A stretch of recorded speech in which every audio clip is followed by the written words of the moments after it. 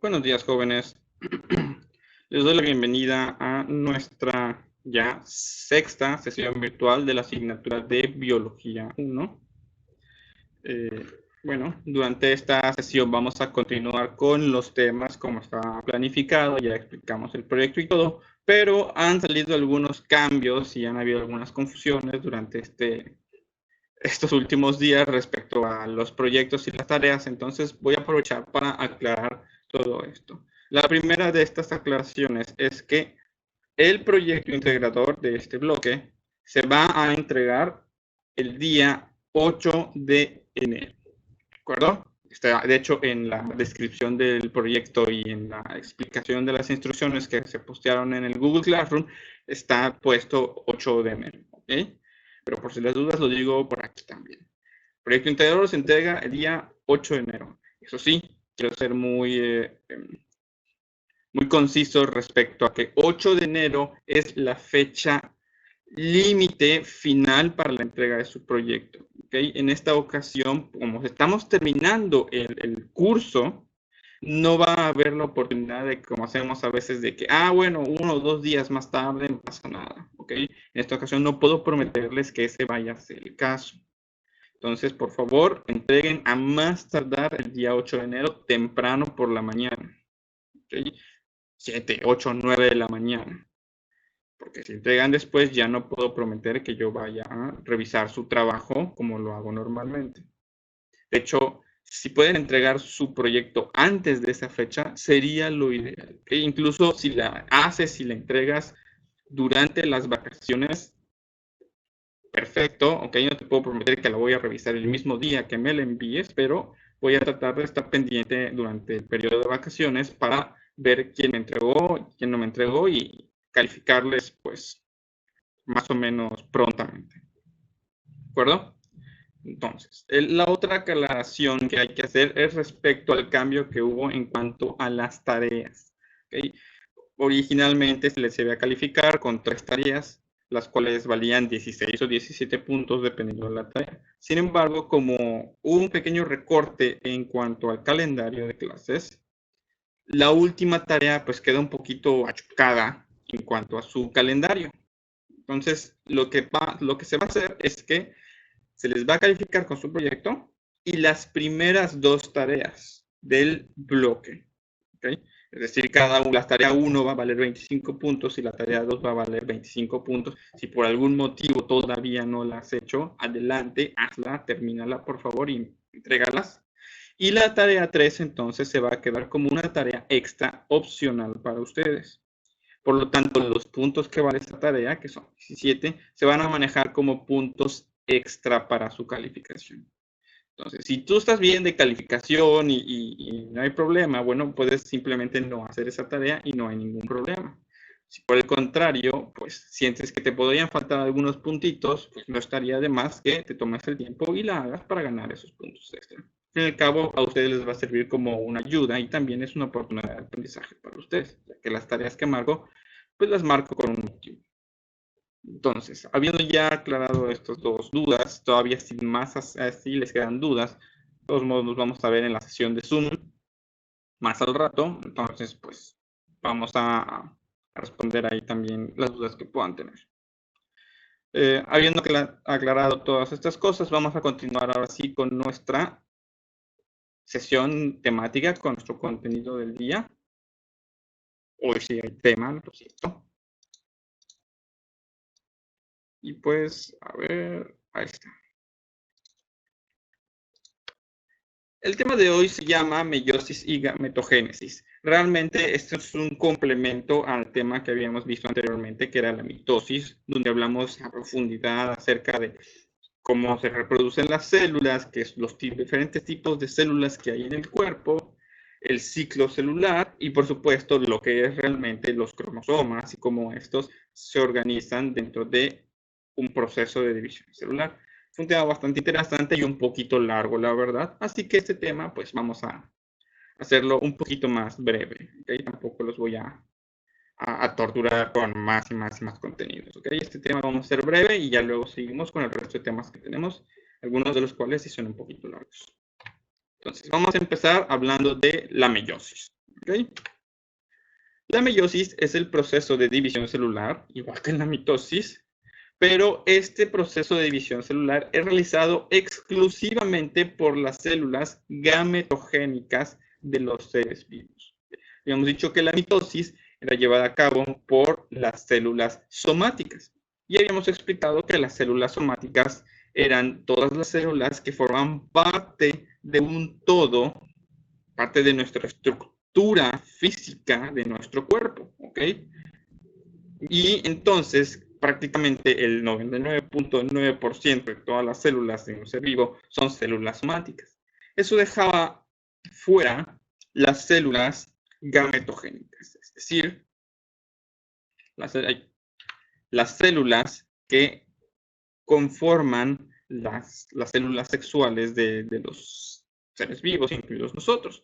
¿De qué células estamos hablando? Muy sencillo. En el caso de los varones, las células gametogénicas son los espermatozoides y las células que los originan, las espermatogonias. En el caso de las mujeres, pues estaríamos hablando de los óvulos y las células que los originan, las ovogonias, que ahorita vamos a hablar de ellas. ¿Okay? La meiosis también tiene un resultado un poquito distinto en cuanto a la mitosis. Ya habíamos hablado que la mitosis se conformaba por 4 fases, sin contar la interfase, que era parte del ciclo celular. Teníamos la profase, la metafase, la anafase y la telofase. ¿Okay? Si no se acuerdan de cuáles eran estas fases, vayan a darle un vistazo a la presentación anterior.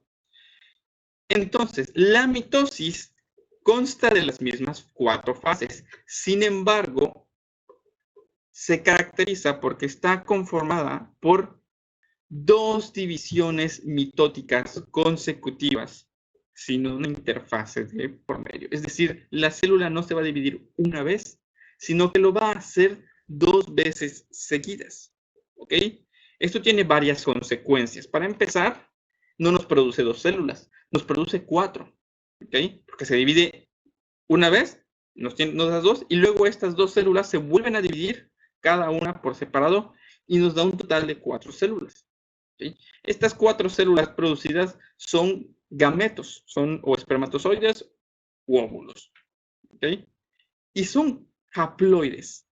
Habíamos dicho que las células normales de nuestro cuerpo son diploides, es decir, que tienen 46, en el caso del ser humano, 46 cromosomas, cuando son 23 de ellos los que controlan las características de nuestro cuerpo. Es decir, tenemos el original y la copia en cuanto a nuestro ADN. Las células gametogénicas, las células sexuales, los espermatozoides y los óvulos, son haploides. ¿Qué quiere decir esto de que son haploides? Quiere decir que solo tienen la mitad de esos 46 cromosomas. Es decir, tienen 23. Y ahorita vamos a ver por qué esto tiene sentido. ¿Ok? Y además, cada espermatozoide y cada óvulo producido a través de meiosis es genéticamente distinto entre sí. ¿Okay? Habíamos dicho que durante la mitosis las 2 células que se producían eran genéticamente idénticas, eran una clonación, una copia de la célula que les dio origen. En cambio, en la meiosis, todas las células producidas son distintas. Tienen cosas en común, pero también tienen diferencias importantes. Eso es lo que hace a la meiosis interesante. Ahora vamos a analizar a qué se debe todo esto. ¿Okay? Para empezar, tenemos que entender que un ser humano, los seres humanos nos reproducimos por medio de la reproducción sexual, inicia su creación y su desarrollo cuando un óvulo y un espermatozoide se unen y forman una única célula llamada el cigoto, que es esa primera célula fertilizada que va a dar lugar al bebé y luego incluso al ser humano ya completamente formado. Cuando estas 2 células se unen, todo lo que forma parte de esas células también se une para formar parte de ese primer cigoto. ¿Okay? Este es el motivo por el cual las células sexuales solamente pueden ser haploides, solamente pueden tener 23 cromosomas. Vamos a analizarlo. Nosotros somos diploides. Eso quiere decir que todas las células de nuestro cuerpo deben de tener 46 cromosomas. Entonces, si estamos diciendo que el óvulo y el espermatozoide se unen y todos sus cromosomas también se unen, si estos espermatozoides y estos óvulos no fueran haploides, si fueran diploides y tuvieran 46 cromosomas, ¿cuántos cromosomas tendríamos entonces cuando se unan? ¿Cuántos cromosomas tendría ese cigoto? Tendría 92 cromosomas, que es el doble de lo que deberíamos tener normalmente. Por eso, la solución que se ideó desde el punto de vista de la evolución y la naturaleza es que mejor el óvulo y el espermatozoide tienen 23 cada uno. Y así cuando se unen, pues llegamos al número 46, que es el que debe de ser, y puede continuar el desarrollo normal del nuevo ser vivo. Es por ese simple motivo que los gametos hacen la meiosis y son haploides. Pero es que además, esto, desde el punto de vista evolutivo, también es muy inteligente. ¿Por qué? A menudo oímos decir que nosotros tenemos nuestros genes, nuestras características, son la mitad de la mamá y la mitad del papá. Y en realidad es así. ¿Ok? La mitad del ADN que nosotros tenemos en nuestro organismo está proporcionado por el óvulo, la parte materna. Y la otra mitad está proporcionada por el espermatozoide, la parte paterna. Esta conjunción de características genéticas es lo que alimenta, es un motor que alimenta nuestra evolución como especie. Y la evolución, como veremos durante el siguiente semestre de biología, es algo muy importante para la supervivencia de cualquier especie. ¿Ok? Entonces, eso también hace este proceso muy interesante, porque aunque la mitad de nuestro ADN es materno y la mitad de nuestro ADN es paterno, recordemos que todas nuestras características solamente están controladas por 23 cromosomas, de los cuales tenemos 2 cada uno. Pero si tenemos 2 cromosomas, por ejemplo, que controlan el color de nuestros ojos, ¿no? ¿Okay? Tenemos 2 y tenemos uno que dice, no sé, nuestros ojos van a ser oscuros. Y otro cromosoma, que lo viene en nuestro papá, que dice, no, nuestros ojos van a ser azules. Pero solo uno de ellos va a ser visible en nosotros. En este caso, tal vez el de los ojos oscuros, ¿no? El cromosoma que dice que vamos a tener los ojos oscuros, ese gana. Y vamos a tener los ojos oscuros. Eso no quiere decir que no tengamos el cromosoma para los ojos azules. Solo quiere decir que no, en nuestro caso, no se está expresando. ¿Okay? Y ya eso hace que la herencia genética sea algo bien interesante y bien divertido de analizar, que de hecho vamos a hablar de ello también en el siguiente semestre. Entonces, esto también nos sirve como una introducción para que vayan ahí viendo cómo va este asunto truculento. ¿Okay? Entonces, esas son las características de la meiosis. Eso es lo que la hace importante e interesante. Vamos ahora a analizar el proceso específico de producción de gametos, tanto los masculinos como los femeninos, el cual recibe el nombre de gametogénesis. Empecemos con la espermatogénesis. Es un proceso muy sencillo. Todo empieza con una célula primordial llamada el espermatogonio. Este espermatogonio se encuentra ubicado en el espacio intersticial de los testículos de los hombres y de los animales machos en general. ¿Okay? Este espermatogonio realiza dos tipos de divisiones celulares. Puede realizar una mitosis para producir más espermatogonios, los cuales son todos idénticos. Pero también puede producir una meiosis para transformar a un espermatogonio en 4 espermatozoides. ¿Okay? Entonces, vamos a analizar la parte de la meiosis. ¿Okay? Primero, el espermatogonio recibe una transformación. Esta transformación no es más que el inicio de la profase de la meiosis, de la primera profase de la meiosis, ¿okay? En la cual los cromosomas se organizan y empieza el proceso de separación de ADN.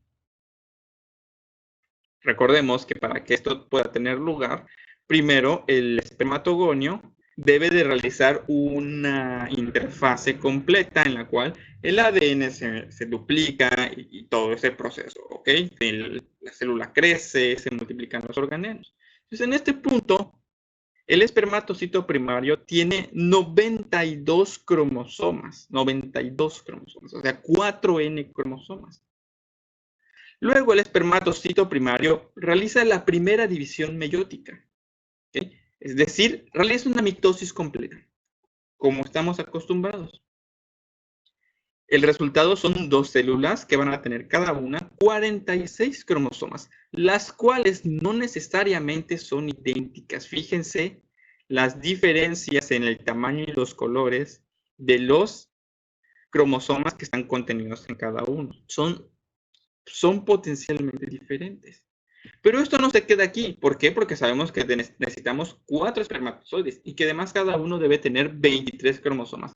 Entonces, estos 2 espermatocitos secundarios que se produjeron tras las primeras 4 etapas de la meiosis, la primera profase, la primera metafase, la primera anafase y la primera telofase, vuelven a dividirse, pero no hay una interfase de por medio. Por lo tanto, no se duplica el material genético, sino que los 46 cromosomas que tiene cada uno se vuelven a dividir y va a cada uno de estos que son espermátidas, que ya son 4.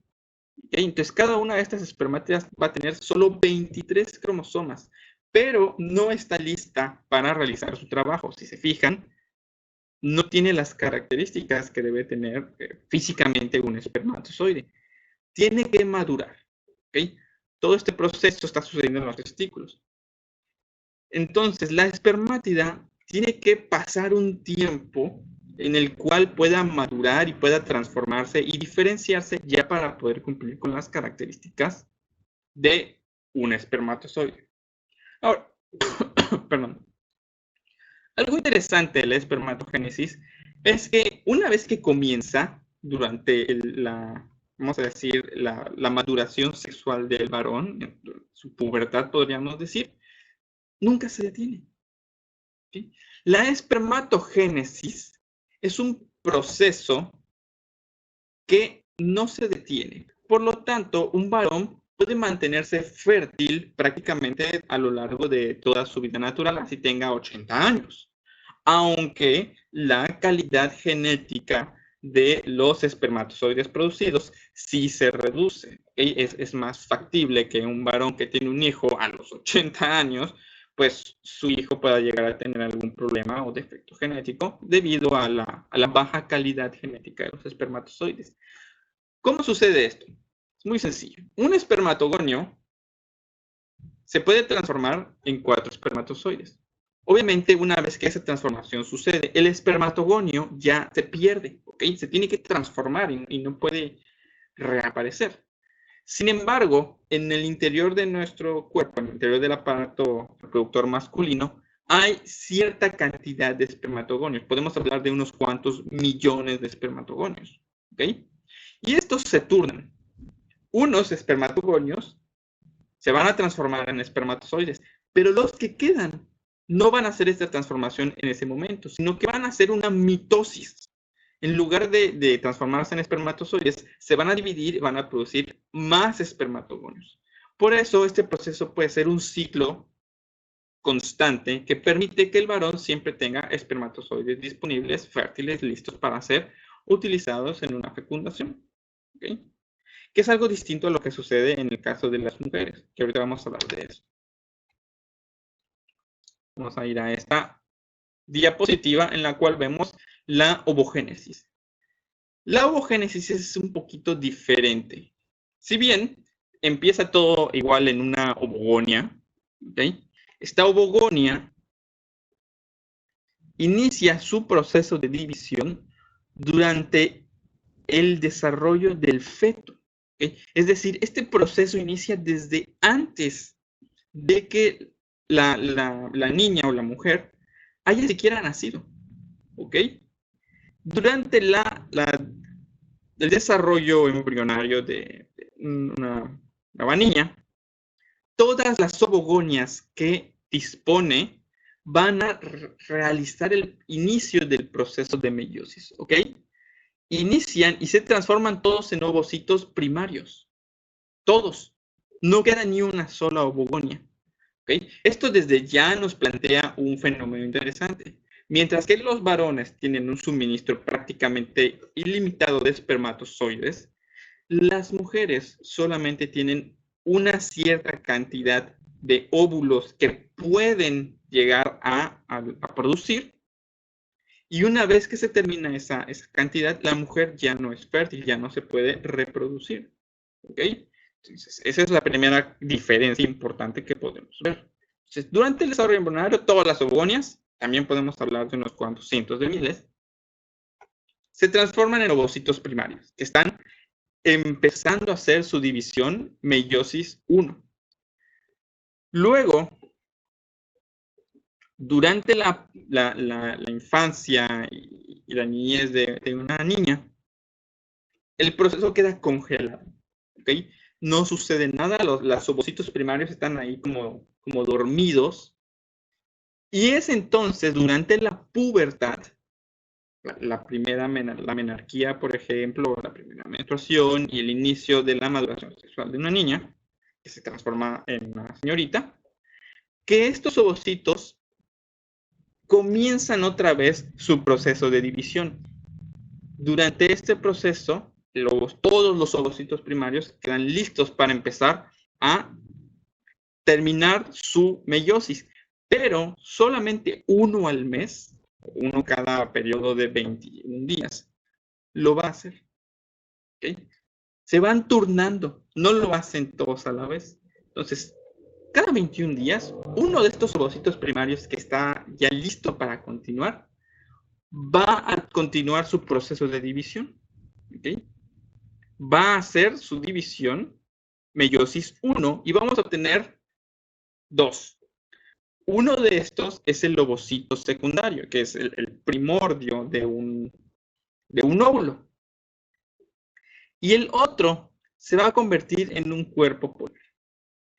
Este cuerpo polar no tiene el potencial de reproducción. Solamente el ovocito secundario tiene el potencial de reproducción.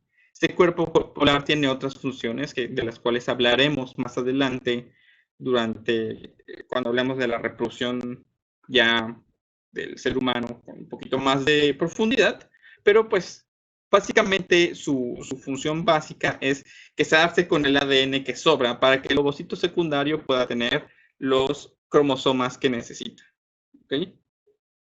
Este ovocito secundario puede ser fecundado. ¿Okay? Este ovocito secundario es el que va a descender por las trompas de falopio y en un momento dado, si se dan las circunstancias, se reúne con un espermatozoide y sus cromosomas se juntan. ¿De acuerdo? Luego, una vez que ya está fecundado, este proceso sucede después, el ovocito vuelve a dividirse. ¿Okay? Y nos produce un segundo cuerpo polar que otra vez se va a quedar con los excedentes. Y ya obtenemos una célula cigótica más el ADN del espermatozoide y ya está lista para iniciar su transformación en un ser vivo nuevo a través de la gestación. ¿Okay? Entonces, vemos algunas diferencias claves respecto a lo que sucede en la espermatogénesis. La primera y más importante es que al final del día, una ovogonia nos va a producir un óvulo. Mucha diferencia con los 4 espermatozoides que se producen por espermatogonia durante la espermatogénesis. Una ovogonia, un óvulo. Y nos va a producir los cuerpos polares, que es en lo que se transforman las otras 3 células que se deberían haber obtenido de este proceso. ¿Okay? Pero esos cuerpos polares no son óvulos y no pueden ser fecundados ni utilizarse para la reproducción. Tienen otras funciones, pero no en la reproducción. ¿Okay? Otra cosa, otra diferencia importante.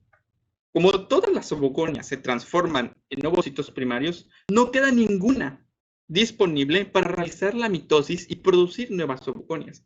Eso quiere decir que una vez que las ovogonias y los ovocitos comienzan su transformación en óvulos completos y funcionales, va a llegar un momento en que se van a terminar.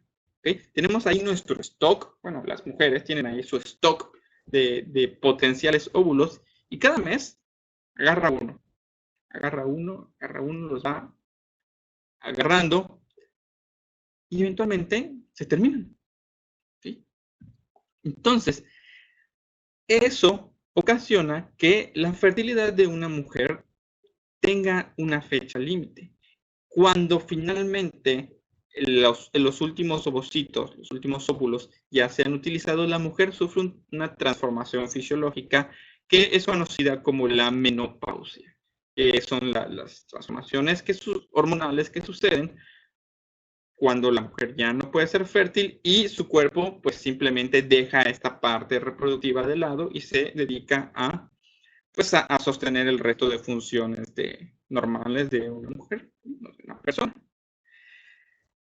Hay motivos evolutivos por los cuales la mujer funciona de esta forma. ¿Okay? Uno de los más importantes es que, a diferencia de los varones, cuya función reproductiva es bastante simple, ¿okay? Proporcional al espermatozoide, la mujer tiene que gestar y mantener a un embrión en desarrollo durante 9 meses. Desde el punto de vista biológico, este proceso de gestación es sumamente exigente, ¿ok? Requiere muchísimo del cuerpo de una mujer poder realizar la gestación de manera efectiva, ¿ok? Desde el punto de vista nutricional, desde el punto de vista fisiológico, desde el punto de vista de la salud. Es un proceso muy exigente. La evolución, entonces, muy inteligentemente tal vez, decidió que a partir de cierta edad, ¿okay? Con la edad, el cuerpo de una mujer pues probablemente ya no tenga la fortaleza, la resistencia, como para poder soportar este proceso y llevar a una reproducción exitosa. ¿Okay? Esto no es algo que suceda solo en los seres humanos, sino en todos los animales mamíferos que se reproducen de esta forma. Por ese motivo, pues la evolución decidió que a partir de cierto periodo ya, pues es mejor que ya no haya ese gasto de recursos en una reproducción desde el punto de vista poblacional, cuando pues muy probablemente esa reproducción no tendría éxito. ¿Okay? Ese es el motivo por el cual existe este mecanismo vamos a decir, en las hembras. ¿Okay? Porque esto es algo que sucede en todos los animales que se reproducen por estos mecanismos. ¿Okay? No solamente en los seres humanos. Entonces, son características que hacen que la ovogénesis sea distinta y hasta cierto punto también interesante, ¿no? Ven cómo vemos la diferenciación que existe desde el punto de vista biológico, que al fin y al cabo es lo que estamos estudiando en esta asignatura. ¿Ok? Entonces, ya para concluir con esto, resumimos las diferencias entre la espermatogénesis y la ovogénesis. La espermatogénesis es un proceso mediante el cual de una espermatogonia obtenemos 4 espermatozoides haploides viables y funcionales. La espermatogénesis sucede a lo largo de toda la vida fértil natural de un varón, ¿ok? Es decir, desde que inicia el proceso en la pubertad hasta que esa persona pues fallece, ¿no? La ovogénesis inicia su proceso durante la gestación embrionaria. Una ovogonia nos va a producir solamente un óvulo y 3 cuerpos polares no viables, y el número de ovogonias y ovocitos disponibles para una mujer es limitado. Tras el proceso de terminación de estos ovocitos, la mujer entra en una menopausia y ya no es fértil. ¿Okay? Entonces, habiendo terminado con este tema, ya doy por finalizada la sesión. Cualquier duda que puedan tener, ya saben que me pueden preguntar. Y si les parece que lo vimos así como que muy por encimita, no se equivocan. Esto es una introducción para más adelante ya hablar de la reproducción humana desde un punto de vista ya más profundo, donde volveremos a tocar estos temas y profundizaremos en ellos. ¿Ok? Así que por favor espero que estén tomando notas en su libreta. Acostúmbrense, por favor, notas en la libreta. Todo eso es importante. Entonces, con esto terminamos. Ya me despido de ustedes, que tengan un bonito día. Nos vemos durante la sesión de Zoom que vamos a tener precisamente en breve.